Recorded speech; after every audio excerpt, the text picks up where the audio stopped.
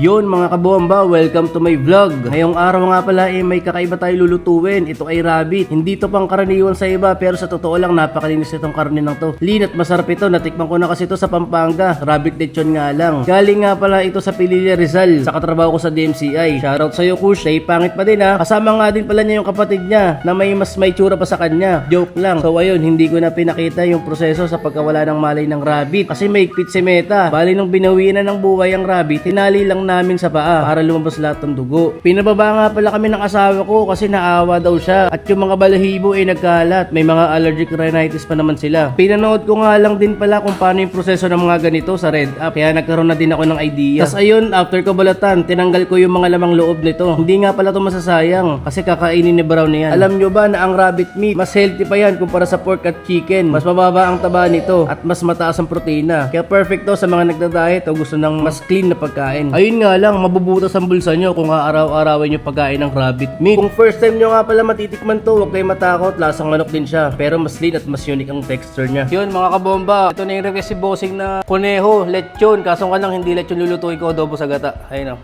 Bango ng rabbit oh. Parang manok lang din. Tara, luto na tayo. Gumamit lang pala ako dito ng used oil at butter. Magigisa lang tayo ng luya, bawang at sibuyas. Sa sobrang excited ko nga pala, nakalimutan kong gisahin yung sibuyas. Kaya makikita nyo dyan, nilagay ko na agad yung karne. At saka ngayon ko palang nalagay yung sibuyas. Dinadaldal kasi ako na itong isa eh. Pag nagasan nyo na, lagyan na natin ng maraming paminta at unting asin. Gisahin lang natin to ng konti. Saka na natin lagyan ng toyo, saka konting tubig. Tansyameter nga lang pala to mga kabomba. Kayo na bahala. After nga pala nito, papakuluan lang natin to ng mga 1 oras at kalahati sa mahinang apoy. Habang naghihintay kami, pinakain ko muna tong aso ko.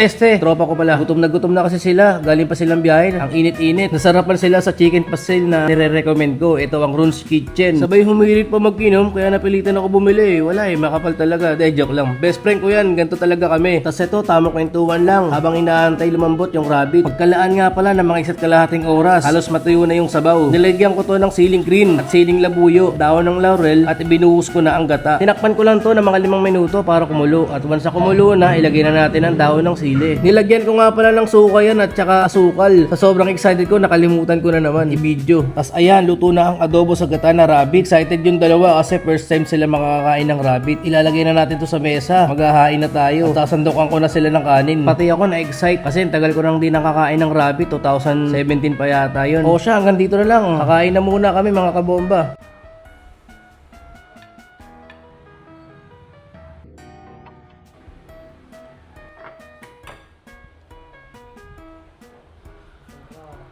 Daga.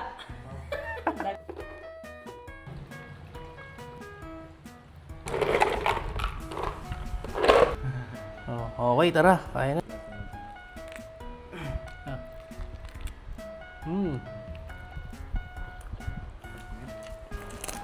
Version na ano ko yun. Parang mga nasal ganun. Ang sarap. Kahit pinakulam na. Alam mo na, paano tayo, Paul?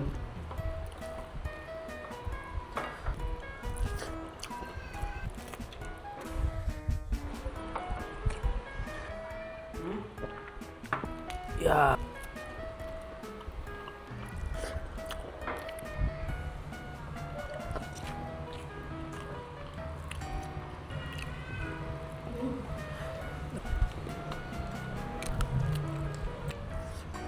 Loko.